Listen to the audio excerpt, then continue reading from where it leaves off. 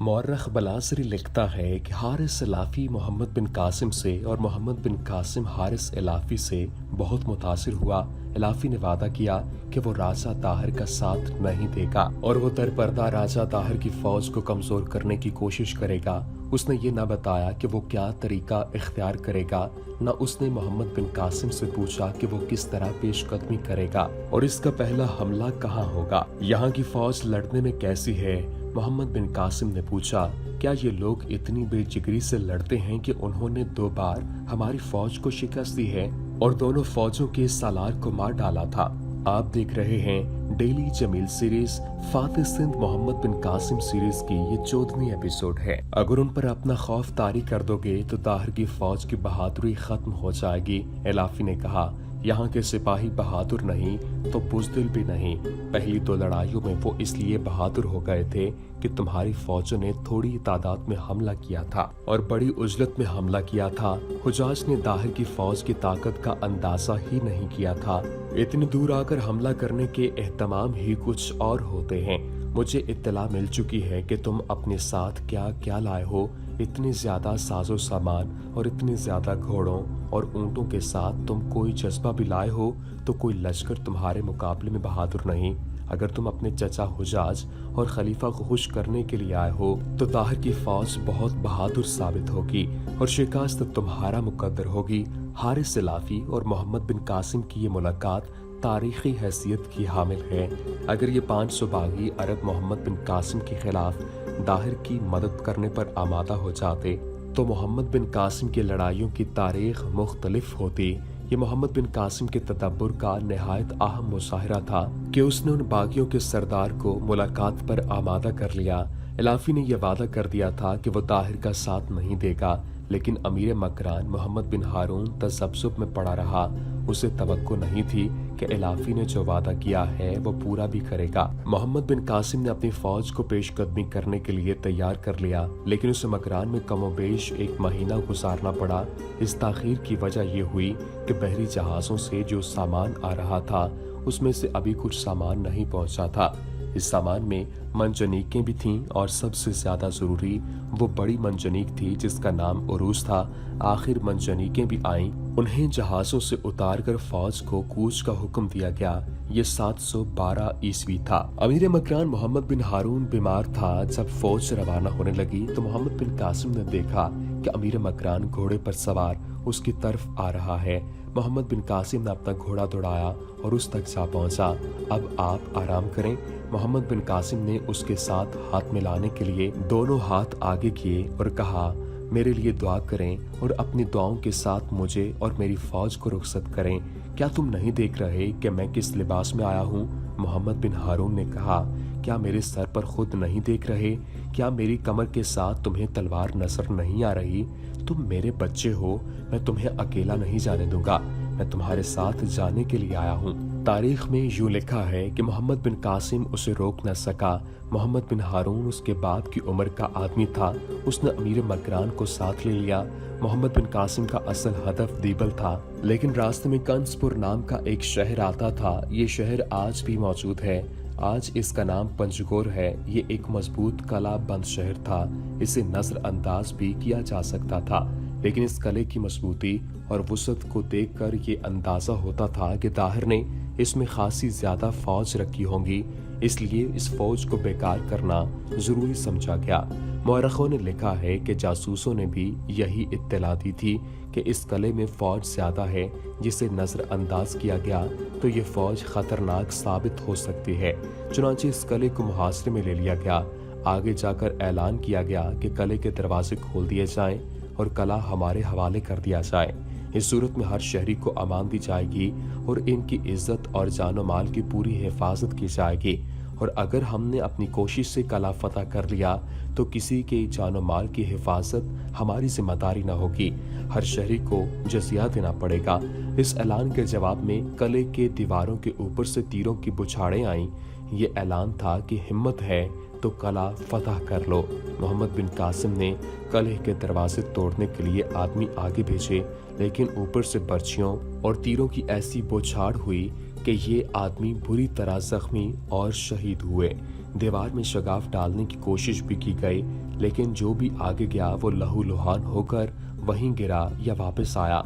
यहाँ जरूरत महसूस होने लगी कि सबसे बड़ी मंजनीक उरूस को इस्तेमाल किया जाए, लेकिन इसका इस्तेमाल इतना आसान नहीं था। इसकी बजाय मोहम्मद बिन कासिम ने छोटी मंजनीकों से शहर पर पत्थर बरसाए। इन मंजनीकों को पत्थर हटाने के लिए किले की फौज ने दलेरी और जांबाजी का ये मुजाहरा किया कि किले के 3-4 दरवाजे खुले और अंदर से बहुत से घुड़सवार तीर अंदाज निकले। वो घोड़े दौड़ाते हुए मंजनीकें चलाने वालों पर तीर बरसाते चले गए। बेशतर इसके इनके ताकुब किया जाता या मुसलमान सवार घोड़े दौड़ाकर किले में दाखिल हो जाते। दुश्मन के तीर अंदाज सवार किले के अंदर चले गए और दरवाजे फिर बंद कर दिए। दिन पर दिन गुजरते जा रहे थे और किला पहले की तरह महफूज खड़ा था। किले की फौज के हौसले और मज़ाहमत में जरा सी भी कमी नहीं आई थी।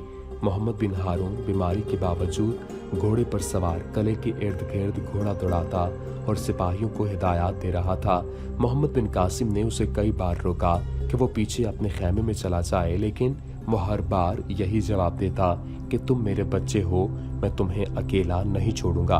1 महीना गुजर गया। मालूम होता था कि किले में रस्द और खुराक की कमी नहीं। इन इलाकों में पानी सबसे ज्यादा कीमती चीज थी। मालूम होता था कि किले के अंदर यानी शहर में पानी की भी कोई कमी नहीं। कासिम के बेटे एक रोज मोहम्मद बिन हारून ने मोहम्मद बिन कासिम से कहा, ये किला इतनी आसानी से सर नहीं हो सकेगा। सुरंग लगाने का इंतजाम किया जाए या दीवारों पर कमंद फेंकी जाए।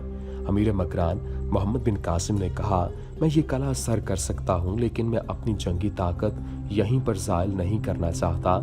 हल्ला बोलने के बजाय हम कुछ दिन कुछ भी नहीं करेंगे, आराम से बैठेंगे, लेकिन शहर पनाह के अंदर किसी को आराम और चैन नहीं मिलेगा।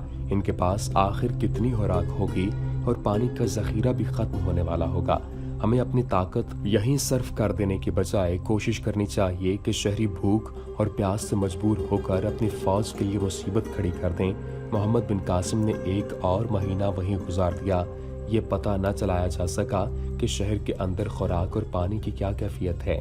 ये तब्दीली देखी गई कि शहर पनाह से तीरों की जो बौछार आती रहती थी उसमें कमी आ गई। एक रोज फजर की नमाज के फौरन बाद मुसलमानों की फौज ने इन अहकाम की तामील निहायत सरहद से की जो अहकाम मोहम्मद बिन कासिम ने गुज़श्ता रात सालारों को दिए थे। छोटी मंजनीकें आगे ले गए थे और तीर अंदाज मंजीकों के साथ और कुछ आगे रखे गए।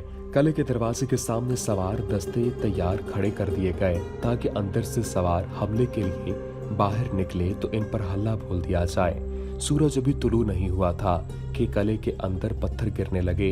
अब चूंकि मंजनीकें आगे कर ली गई थीं, इसलिए उनके फेंके हुए पत्थर शहर पनाह के ऊपर से जाकर शहर के अंदर गिरते थे। शहर पनाह से मंजनीकों पर तीर फेंकने के लिए हिंदू तीर अंदाज नजर आए। इधर से मुसलमान तीर अंदाजों ने इन पर तीरों का भी बरसा दिया। मंजनीकों को बेकार करने के लिए पहले की तरह किले के दरवाजे से एक बार फिर दरवाजे खुले। बेशतर इसके कि किले के सवार तीर अंदाजी के लिए बाहर आते। मुसलमान सवारों ने रात के अहकाम के मुताबिक घोड़ों को एड़ लगाई। अंदर वाले सवार बाहर ना आ सके और किले के दरवाजे पर बंद हो गए। मुसलमान सवार किले में दाखिल ना हो सके, लेकिन इनकी ये कामयाबी भी काफी थी कि उन्होंने शहर के तीर अंदाज सवारों को बाहर ना आने दिया। इससे ये फायदा हासिल हुआ कि मंजनीकें शहर पर पत्थर बरसाती रहीं। सिंध की तारीख लिखने वाले तकरीबन तमाम मुअर्रखों ने लिखा है कि शहर में एक तो पानी की किल्लत शहरियों को परेशान करने लगी थी और पत्थर तो पहले भी इन पर फेंके गए थे, लेकिन अब याला बारी की तरह पत्थर गिर रहे थे। लोग घरों में दुबक कर बैठ गए। 3-4 रोज संगबारी जारी रही तो शहरियों ने वावेला बपा कर दिया और फौज को मजबूर करने लगे कि किले पर सफेद झंडा चढ़ा दे। फौज खुद तंग आ चुकी थी। शहर के अंदर ऐसी अफरा तफरी फैली कि कलादार को बताए बगैर कुछ लोगों ने, जिनमें फौजी भी शामिल थे, शहर पनाह पर सफेद झंडे चढ़ा दिए। फिर शहर के दरवाजे खुल गए। मोहम्मद बिन कासिम की फौज किले में दाखिल हुई। किलेदार को हुक्म दिया गया कि जो जजिया मुकर्रर किया जाएगा वो शहरियों से वसूल करके फातेह फौज के हवाले किया जाए। किले में जो फौज थी उसके कमांडर से लेकर सिपाहियों तक सबको जंगी कैदी बना लिया गया। मोहम्मद बिन कासिम वहां रुक नहीं सकता था। किले के इंतजामात के लिए कुछ नफरी वहां छोड़ी गई और मोहम्मद बिन कासिम ने अगले शहर की तरफ कूच किया। अगला शहर अरमन बेला था। मोहम्मद बिन कासिम ने जंग के नफसियाती पहलू को भी सामने रखा। उसने कंसपुर के चंद एक शहरियों को हुक्म दिया कि वो मुसलमान लश्कर से बहुत आगे निकल जाएं और अरमन बेला में जाकर लोगों को बताएं कि वो किले को बचा नहीं सकेंगे और अगर बचाने की कोशिश करेंगे तो बहुत ज्यादा नुकसान उठाएंगे। ये आदमी अरमन बेला चले गए। बाद में मालूम हुआ कि उन्होंने वहां जाकर एक तो ये खौफ फैलाया कि मुसलमान बड़े ज़बरदस्त लोग हैं और इसके साथ ये भी मशहूर किया कि उनके पास मालूम नहीं जिन्नात में या ऐसी ताकत है कि सारे शहर पर पत्थर का मींह बरसा देते हैं। दहशत के साथ साथ उन्होंने अपनी तरफ से ये इजाफा किया कि मुसलमान जितने दहशतनाक लगते हैं दिल के उतने ही नर्म और रहमदिल हैं। उनकी फौज लूट मार नहीं करती और शहरियों से कुछ पैसे बतौर जिज़िया लेकर इनके जानो माल और इज्जत व आबरू की पूरी हिफाजत करती है। जब मोहम्मद बिन कासिम की फौज ने अरमन बेला के कला बंद शहर को मुहासिरे में लिया तो वहां भी मज़ाहमत का सामना हुआ, लेकिन साफ पता चलता था कि ये मज़ाहमत बराए नाम है। मुख्तसर ये कि कुछ दिनों बाद इस किले पर भी कब्जा कर लिया गया। मोहम्मद बिन कासिम के हमले का प्लान ऐसा था कि वो अपनी फौजी ताकत को बचा रहा था और फौज को अगली लड़ाइयों के लिए तैयार कर रहा था। इसके लिए फौज को आराम देना बहुत जरूरी था। अरमन बेला को फौज के आराम के लिए बेहतरीन जगह तस्वुर किया गया। इस जगह ज्यादा देर रुकने की एक वजह यह भी हुई कि अमीर मकरान की बीमारी तशवीशनाक हद तक पहुंच गई। तबीब जो फौज के साथ थे बीमारी पर काबू पाने की पूरी कोशिश करते रहे, लेकिन मर्ज काबू में नहीं आ रहा था। आखिर एक रोज मोहम्मद बिन हारून खालिक के हकीकी से जा मिला। उसे अरमन बेला में ही दफन कर दिया गया। आज का हैदराबाद उस जमाने में नैरून कहलाता था। इस शहर की बुनियाद नबुव्वत और हिजरत मदीना के दरमियानी अरसे में रखी गई थी। उस वक्त का उसका नाम नैरून था। जब मुगलों ने इस इलाके को फतह किया तो उसका नाम हैदराबाद रख दिया गया, क्योंकि इसे हैदर कुली अरगून ने नए सिरे से तामीर कराया था। जब मोहम्मद बिन कासिम कंसपुर को फतह कर चुका तो नैरून में एक साधु दाखिल हुआ। उसके बाल लंबे और मिट्टी से अटे हुए थे। उसने जोगिया रंग का मोटे कपड़े का लंबा सा कुर्ता पहन रखा था। इसके पाँव में लकड़ी की खड़ावें थीं। इसके पीछे पीछे कुछ इसी लिबास में मलबूस उसके चेले थे। वो शहर में नारे लगाने लगा, लोगों गुनाहों की माफी मांग लो, आफत आ रही है। लोग उसे रोकते थे, लेकिन ऐसे लगता था जैसे वो किसी की सुन ही नहीं रहा। वो दोनों बाजू हवा में लहराता था और कुछ न कुछ बोलता जा रहा था। शहर खाली कर दो, भाग जाओ, आग ही आग है, आसमान से पत्थर बरसेंगे। उसका अंदाज ऐसा था कि जो इसकी बात सुनता था वो असर कबूल करता था, लेकिन इसके चेलों से पूछते थे कि साधु महाराज कहाँ से आए हैं और ये क्या कह रहे हैं। चेले लोगों को बताते थे कि साधु महाराज 3-4 महीनों से खामोश बैठे थे। एक रोज रात को बाहर निकलकर आसमान की तरफ देखने लगे थे। आखिर इनके मुंह से बड़ी बुलंद आवाज में ये अल्फाज निकले, आसमान से पत्थर बरसेंगे। नारून राजा दाहर की अमलदारी में था। दाहर तो कट्टर ब्राह्मण था, लेकिन उसने नारून का जो हाकिम मुकर्रर कर रखा था वो बुद्धमत का पैरोकार था। उसका नाम सुंदर था। राजा दाहर ने बुद्धमत के मंदिरों को तकरीबन बंद कर दिया था, लेकिन जहां बुद्धमत मौजूद थे वहां वो कहीं ना कहीं इबादत करते थे। ये साधु और इसकी सदाएं एक ही रोज में सारे शहर में मशहूर हो गईं। यहाँ तक कि हाकिम नैरून सुंदर तक ये सदाएं पहुंचाई गईं। उसने हुक्म दिया कि उस साधु को फौरन उसके सामने लाया जाए। सुंदर ने ये जरूरत इसलिए महसूस की थी कि उसे बताया गया था कि सारे शहर पर खौफ व हिरास तारी हो चुका है। चूंकि हिंदुओं का मजहब तोहमात और चंद एक ऊट पटांग रसूमात का मजमुआ है, इसलिए वो साधुओं की बातों को बरहक मानते हैं। आज भी हिंदुओं के मजहबी अकायद वैसे के वैसे हैं। हाकिम नैरून के आदमी साधु को इसके पास ले गए। उसने साधु से पूछा कि वो क्या सदाएं लगाता फिर रहा है।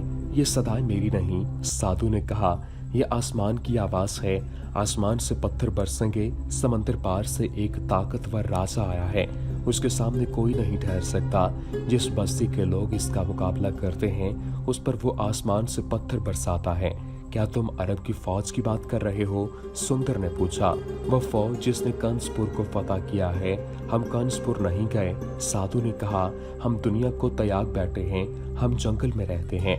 हमने वहां आसमान की आवाजें सुनी हैं। साधु महाराज, सुंदर ने कहा, हमें सिर्फ ये बता दें कि आपको मेरे शहर पर इतना रहम क्यों आया है। क्या आप दूसरी बस्तियों में भी गए हैं और लोगों को खबरदार किया है? वो सब पागल हैं, साधु ने कहा। उनके राजा ने उनको पागल किया है। इस शहर में इसलिए आया हूँ कि यहाँ का राजा हिंदू नहीं बुद्ध है, और हम जानते हैं कि बुद्ध मत अमन का प्रचार करता है। अगर तेरे दिल में अमन की ख्वाहिश है तो उससे पनाह मांग जो पत्थरों का मींह बरसाता है। हमारी बात नहीं मानेगा तो खुद भी तबाह होगा और इस शहर की मखलूक को भी तबाह कराएगा। तेरी अपनी बेटियां दूसरों के कब्जे में चली जाएंगी और इस शहर में कोई जवान औरत नहीं रहेगी। लूट मार होगी, खून बहेगा, आग लगेगी। नेकी कर और इस मखलूक को बचा ले। ये सही है कि बुद्ध मत अमन और शांति चाहता है। दुनिया का ये वाहिद मजहब है जिसकी तारीख में किसी लड़ाई का जिक्र नहीं मिलता।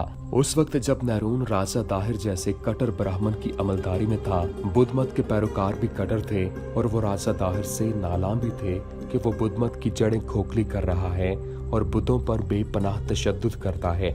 उसके साथ इस साधु की सदाएं शामिल हो गईं और फिर यूं हुआ कि जब ये साधु अपने चेलों के साथ वहां से चला गया तो 3-4 शुतर सवार शहर में दाखिल हुए। वो बड़ी खस्ता हालत में थे, बात करते और कांपते थे। उन्होंने कहीं बैठकर लोगों को सुनाया कि वो कंसपुर से भाग कर आए हैं। उन्होंने मुसलमानों के हमले का जिक्र ऐसे भयानक तरीके से किया कि सुनने वालों पर खौफ तारी हो गया। उन्होंने कहा कि मुसलमानों की फौज का सैलाब इस तरफ आ रहा है और जब वो आते हैं तो बस्तियों पर बड़े बड़े पत्थर गिरते हैं। उनकी सुनाई हुई ये खौफनाक बातें जंगल की आग की तरह सारे शहर में फैल गईं और हाकिम नैरून के कानों तक जा पहुंची। नैरून में राजा दाहिर के अहकाम पहुंच चुके थे कि मुसलमानों की फौज मकरान में उतर आई है और अब वो पहले वाली फौज नहीं बल्कि ये बड़ी ताकतवर फौज है। जब मोहम्मद बिन कासिम ने कंसपुर फतह कर लिया तो राजा दाहिर ने फिर अपने राज के तमाम कलों को इत्तला भेजी कि मुसलमानों ने कंसपुर फतह कर लिया है। दाहिर ने सबको ये पैगाम भी भेजा कि मुसलमानों के पास इतना इंतजाम है कि वो कलों के अंदर बड़े बड़े पत्थर फेंक सकते हैं। दाहिर ने अपने पैगाम में कहा था कि इन पत्थरों से डरने की जरूरत नहीं। हाकिम नैरून के लिए ये पत्थर अजीब चीज थी। इसके अलावा वो बुद्ध था। उसने जब अपने शहर की आबादी को देखा तो यकीनन उसके दिल में आया होगा कि इन बेगुनाह को मरवाना कितना बड़ा पाप है। मोहम्मद बिन कासिम अरमन बेला में अपनी फौज को दीबल पर हमले के लिए तैयार कर रहा था।